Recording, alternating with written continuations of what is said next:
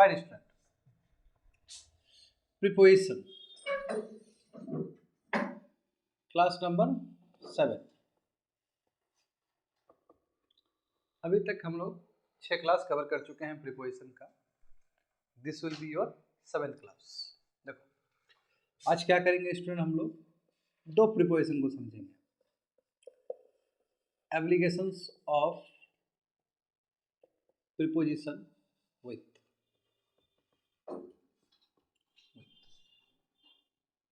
With का इस्तेमाल कहाँ कहाँ कर सकते हैं एज अ प्रीपोजिशन। तो आज क्लास में हम लोग विथ एंड बाय का करेंगे, समझ गया ना। और फर्स्ट क्या देखेंगे, विथ, समझे ना, विथ का एप्लीकेशन देखेंगे। First one, company. यदि किसी का कंपनी दिखाना हो यानी कि फ्रेंडशिप दिखाना हो तो उस समय भी हम लोग प्रीपोजिशन विथ का इस्तेमाल कर सकते हैं। एग्जाम्पल देखो, I went to market. I went to market with my friends. With my friends. She lives with her parents. देखो विथ आया ना, अंडरलाइन कर लो। तो विथ क्या दिखा रहा है, कंपनी दिखा रहा है ना, किसके साथ, समझे। This is application first. Second application देखो, इंस्ट्रूमेंट फॉर डूइंग समथिंग के रूप में भी यूज कर सकते हैं।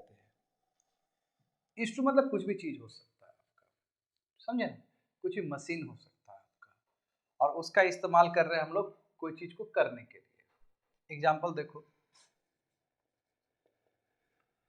I cut the apple with a knife। हुआ कि नहीं हुआ बताओ। इंस्ट्रूमेंट फॉर डूइंग समथिंग, क्या इसमें कर क्या रहे थे, एप्पल को काट रहे थे। एंड कट है, कट जानते हो ना, V1 V2 V3 will remain same।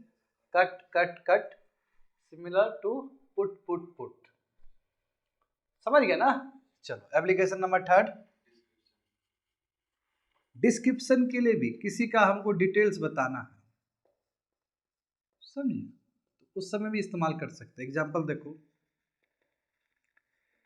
A girl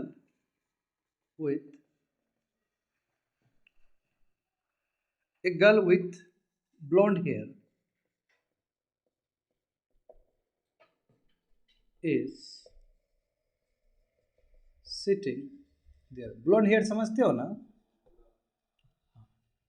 जो रेड कलर का जो बाल रहता है, भुर्रा जिसको बोलते हैं हिंदी में। किसी का है यहाँ क्लास में, तुम लोग आर्टिफिशियल मेहंदी लगा के बना लिए होगी, क्या भरोसा।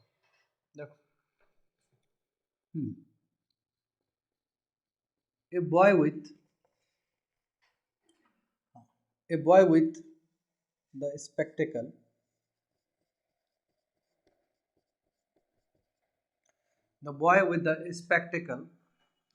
स्पेलिंग सही है स्पेक्टिकल का, या फिर कंफ्यूजन हो रहा है तो ग्लासेस लिख दो, एक ही बात है। A boy with the glasses looks smart and intelligent. देखो तो आया ना ये विथ, क्या है, डिस्क्रिप्शन बता रहा है। वो जो बॉय जो ग्लासेस के साथ है, स्पेक्ट चश्मे के साथ है, वो स्मार्ट और इंटेलिजेंट दिख रहा है, समझ गए। और ऐसा जो ही नहीं कि हर स्पेक्टिकल वाला बच्चा स्मार्ट ही हो या फिर इंटेलिजेंट ही, बोगस भी होता है, ठीक है। और बोगस वाला संख्या ज़्यादा होता है चश्मा पहनने वाला लोग का। हाँ, ऐसे वो चश्मा के आड़ में ना छिप जाता है बहुत सारा चीज़, वही हकीकत नहीं है। कितना बच्चा लोग चश्मा नहीं भी पहनता है तो उसका आँख पूरा माइक्रोस्कोप वाला रहेगा, पढ़ने को लेकर। तो भाई डिस्क्रिप्शन तो बड़ा मुश्किल है। विथ का तो काम होगा, मैं बोला कि चेहरा देख के आप आदमी का इंटेलिजेंस पता कर लो, तो इट्स सो डिफिकल्ट। कह लो कुछ बोलेगा ही नहीं, ऐसे मुंडे नीचे रखेगा, है ना। अच्छा, तुम लोग देखा है मोदी जी के साथ उसको चलते हुए, अमित शाह के बेटा को चलते हुए, जैसा को ऐसे करके चल रहा है, बहुत मीम बना उसके ऊपर। तो वो भी एक भारत का बहुत अच्छा कल्चर दिखाता है। जैसे मान लो कि प्रधानमंत्री हमारे बगल में आ जाएंगे तो हाथ पैर फूल नहीं जाएगा हमारा क्या? नहीं, आदमी लगा कि गिर जाएंगे हम। उतना बड़ा औहदा का प्राइम मिनिस्टर या कोई भी सीएम भी तो बहुत बड़ा चेहरा है, वही तुम्हारे बगल में मंच साझा करे, कंठ सूख जाएगा। चलो लिख लिया ना। Fourth one, contents. हम लोग कंटेंट्स के रूप में भी यूज कर सकते हैं। जिससे देखो, a glass is filled with water. Glass क्या है? वाटर से भरा हुआ है, समझे। जिससे the earth surface is filled with, the earth surface is filled, नहीं कवर ले देते हैं। The earth surface is covered with water and land। सही बात है कि नहीं? बोलो तो क्या चीज से कवर्ड है? अर्थ सरफेस, वाटर और लैंड से। और हमने बताया था ना स्टूडेंट, प्रीपोजिशन का ऑब्जेक्ट एक भी हो सकता है या एक से अधिक भी हो सकता है। तो यहाँ पे देखो एक से अधिक ऑब्जेक्ट है, और यहाँ जितना भी देख रहे थे तो वहां पे देखो, देखो ना, सब में आएगा ऑब्जेक्ट। लिख लिए ना? हो गया नीचे का। अब हम लोग करेंगे फिफ्थ वन। मत बोलो, डोंट स्पीक। हमें क्रोनोलॉजी वाइज करना होता है। डायरेक्शन देखो, डायरेक्शन वो भी सेम वे में। जैसे एग्जांपल देखो,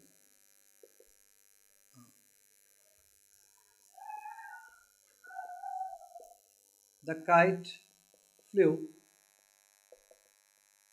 विद द विंड। फ्लेw मतलब क्या? Past tense of fly. समझे? काइट किस तरह फ्लेw हुआ है, उड़ा है? विंड के डायरेक्शन में उड़ा है। विद द विंड का मतलब क्या? In the direction of wind. हम ऐसे भी बोल सकते हैं the kite flew in the direction of wind, वो भी करेक्टिव होता है, उसी दिशा में। समझे? जैसे द बोट इज मूविंग, हाँ, the boat is moving with the current. With the current का मतलब क्या है? करंट का मतलब यूनिडायरेक्शनल है कि नहीं है? एक दिशा में होता है। जो वाटर का जो लेयर होता है, किसी का भी लेयर हो, किसी का भी चीज हो, ठीक है, यदि एक डायरेक्शन में तो उसे हम करंट कहते हैं। समझ गया ना? हाँ, सिक्स्थ वन, कॉन्ट्रास्ट दिखाने के लिए भी यूज कर सकते हैं फॉर कॉन्ट्रास्ट ऑल्सो। कॉन्ट्रास्ट का मतलब क्या? ठीक अपोजिट। और इस समय ये कॉन्ट्रास्ट का मतलब है डिस्पाइट। यदि हम विथ को रिप्लेस कर दे डिस्पाइट से तो मीनिंग सेम ही रहेगा। जैसे देखो, with all his faults she still cares him। cares, cares, cares। with all his faults she still cares him। क्या हुआ इसका मतलब? Despite of all his fault, यानी कि फॉल्ट होने के बावजूद भी, उसका मिस्टेक होने के बावजूद भी वो क्या करती है? केयर करती है उसका। देखो यहाँ पे विथ डिस्पाइट के बदले में आ रहा है ना। तो कई बार हम लोग विथ का इस्तेमाल ठीक अपोजिट दिखाने के लिए भी कर सकते हैं। समझे? हाँ, और लिख लो तुम लोग।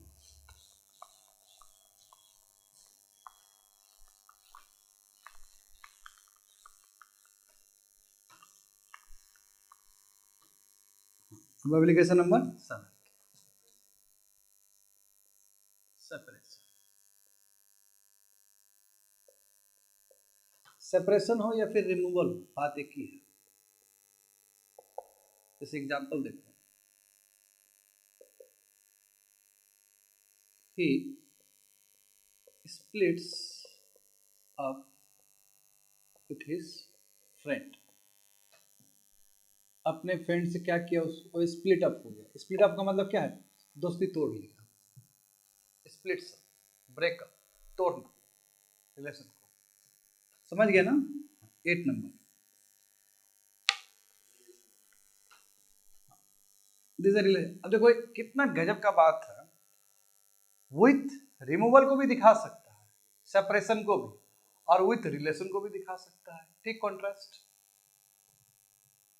रिलेशन।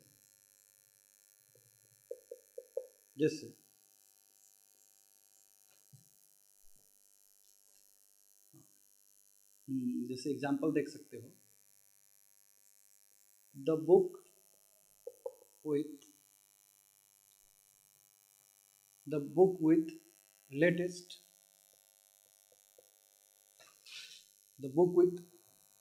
version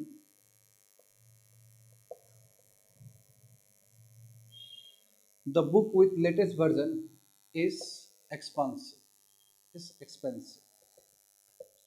बोला है जो किताब जो लेटेस्ट वर्जन वाला है, लेटेस्ट वर्जन के साथ है, समझे ना, वो क्या है, एक्सपेंसिव है। तो देखो विथ ने क्या किया, रिलेशन जोड़ा ना, it is adding the relation, समझे। और भी अनगिनत एग्जांपल हो सकते हैं। और बताओ, हाँ ये हो गया 7th 8th 9th। Reason, reason देखो, रीजन मतलब कारण, तो इसलिए जब कारण का बात करेंगे तो प्रीपोजिशन ऑफ रीजन हो जाएगा, सो सिंपल, समझ गया ना। जैसे ही इज ट्रम्बलिंग, मतलब कांपन, he is trembling with fear. इसका मतलब क्या हुआ कि डर के वजह से वो कांपना शुरू कर दिया। Fear is the reason for trembling, actually note करके लिख दो, fear is reason for trembling. कांपने का क्या रीजन है, फियर। समझ गए स्टूडेंट। हाँ लिसन, ये सही है। The book with latest version is expensive. और भी अच्छा इनफैक्ट इससे अच्छा सेंटेंस लिख सकते हो दोनों। और बताओ कुछ, हाँ ये थोड़ा और बताओ तो, और बताओ तो, छोड़ दो, रहने दो, और बताओ। हाँ एक सेंटेंस बताओ ना इसका अच्छा वाला, और बनाओ तो। हाँ देखो ये ज्यादा बेटर बैठेगा। The problem with this book, the problem with this book is that, in fact इसको मिटा दो, ये सेंटेंस ठीक से बैठा नहीं है, क्योंकि यदि ऐसा बोलना होता तो the book of latest version of लगा के बोल सकते थे, ठीक है। इसलिए ये सेंटेंस परफेक्ट नहीं हुआ स्टूडेंट, इसलिए मैं इसको रिमूव कर रहा हूँ। The problem with the book is that it is more expensive. तो कुछ भी आप सेंटेंस नहीं लिख सकते, ठीक है ना, you have to use in a proper manner. मुझे इससे पहले वो सेंटेंस सही नहीं लगा। अब देखो ये कैसे हम कह सकते कि ये सही है, ये सही इसलिए है कि ये बुक और ये प्रॉब्लम ये एसोसिएटेड है, रिलेशन में दिखाया गया है। और उसमें क्या था, द बुक विथ क्या लिखे थे, लेटेस्ट वर्जन। तो कौन सी बड़ी बात है, वो तो और सिंपल तरीके से लिख सकते थे, the book of latest version, of लगा देते तो बात ही खत्म हो जाती। इसलिए sentence must be appropriate. The problem with this book is that it is a more expensive. समझ गए ना। हाँ अब देखो विथ कंप्लीट हो गया, और भी बहुत सारे यूजेस हो सकता है। If you explore internet you will find other uses also. यहाँ पे समझो स्टूडेंट, जो यूज है विथ का यूज हम लोग एडवर्ब के रूप में भी कर सकते हैं, अदर पार्ट्स ऑफ स्पीच में भी कर सकते हैं, समझे ना। जैसे I am going to restaurant, will you come with question mark. तो वहां पे किस तरह इस्तेमाल हो रहा है, वहां पे एडवर्ब की तरह यूज हो रहा है, क्योंकि वर्ब के बाद यदि विथ आ जाए तो क्या हुआ, एडवर्ब हो जाएगा। वह हम लोग का विषय वो नहीं है, हम लोग का विषय क्या है, प्रीपोजिशन है। Yes I have completed the first preposition, that is with. अब बात करेंगे हम लोग, यस, प्रीपोजिशन ऑफ हाँ, application of preposition by.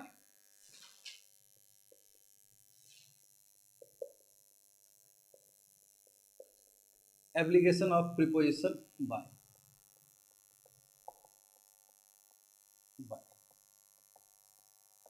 By का इस्तेमाल देखो, फर्स्ट वन प्लेस। यदि कोई भी प्लेस हो और नियर बाय का चीज हो, नजदीक का चीज हो, नेक्स्ट टू, समझे ना, क्लोज टू, बिसाइड। हाँ, नियर बाय का मतलब क्या है, बहुत सारा चीज, close to, next to, beside, नजदीक का चीज हो, तो उसके लिए भी हम लोग बाय का इस्तेमाल कर सकते हैं। जैसे एग्जांपल देखो, he lives by a train station. He lives by a train station, confuse नहीं होना। इसका मतलब क्या है, he lives near a train station या क्लोज टू ट्रेन स्टेशन। इसको हम लोग ऐसे भी लिख सकते हैं, he lives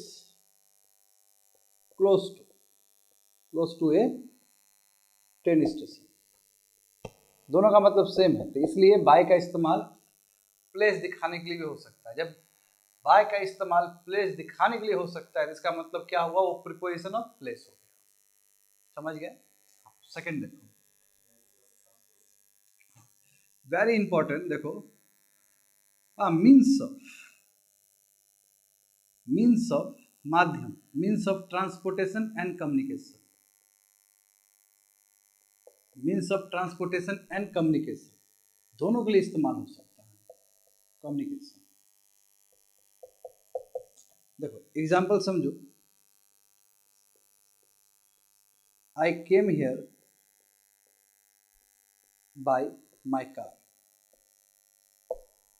I came here by my car, मैं यहाँ पे कैसे पहुंचा हूँ, कार से पहुंचा हूँ। तो मीन्स हो गया तरीका, ठीक है, ये आपका ट्रांसपोर्टेशन हो गया। I talked him, I talked, हाँ, अच्छा, टॉक क्या होता है, ट्रांजिटिव होता है कि इंट्रांजिटिव होता है? आई टॉक्ड हिम होता है कि आई टॉक टू हिम होता है? Intransitive. I talk to him by phone. Phone communication हुआ कि नहीं हुआ? चाहे ट्रांसपोर्टेशन का बात हो, चाहे कम्युनिकेशन का बात हो, दोनों में क्या आना चाहिए, बाय आना चाहिए। हाँ, please send me the please send me the message please send me the messages by email। समझ गया ना? ईमेल, ईमेल क्या है, कम्युनिकेशन का तरीका है। इसको लिख लो।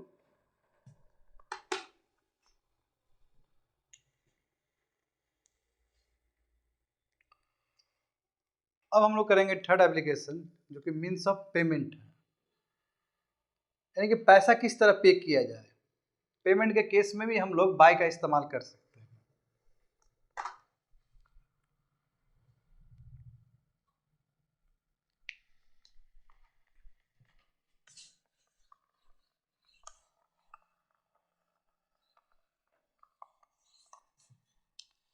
थर्ड,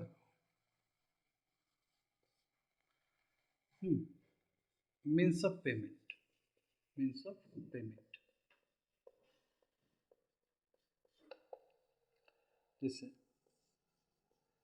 कैन आई पे यू बाय डेबिट कार्ड। हो गया ना? क्या मैं तुमको पे कर सकता हूँ डेबिट कार्ड से? Bye means of payment.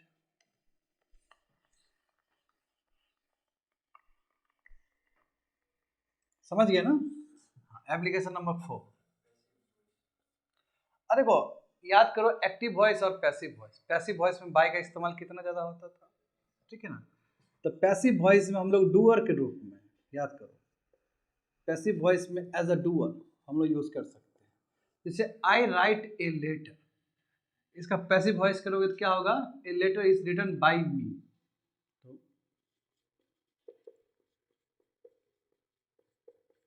A letter is written by me, by me. the house is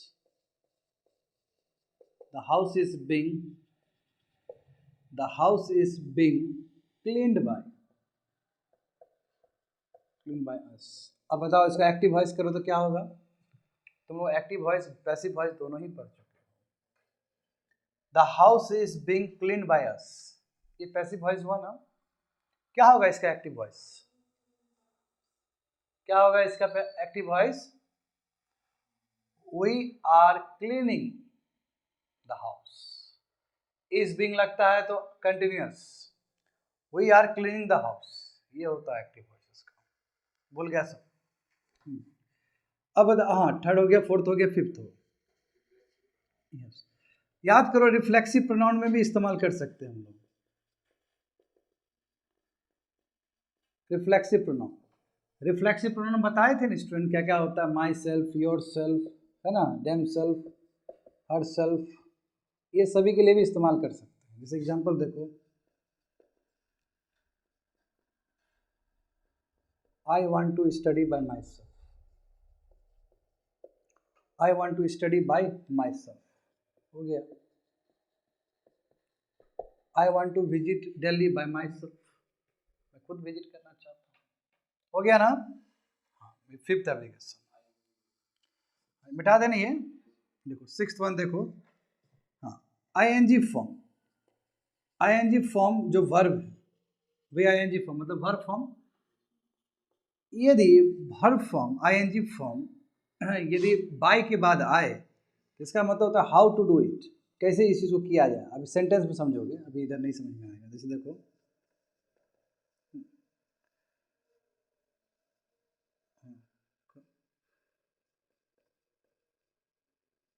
turn on the switch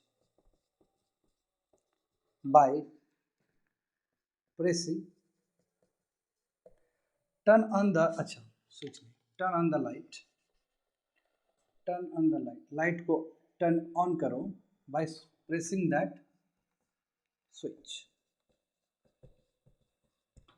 देखो अब इसमें क्या हुआ, देखो प्रेसिंग आया ना ING, तो बाय के बाद ये इस्तेमाल हुआ. ये बाय के बाद इस्तेमाल हुआ, इसका मतलब कि हाउ टू डू, कैसे कार्य को अंजाम दिया जाए.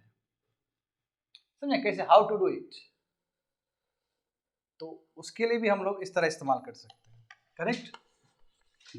अब कितना हुआ? सिक्स्थ हो गया. देखो, और ये तो हमेशा तो हम लोग क्लास के लिए भी यूज करते हैं. टाइम एक्सप्रेशन, टाइम इंटरवल दिखाने के लिए भी. Submit your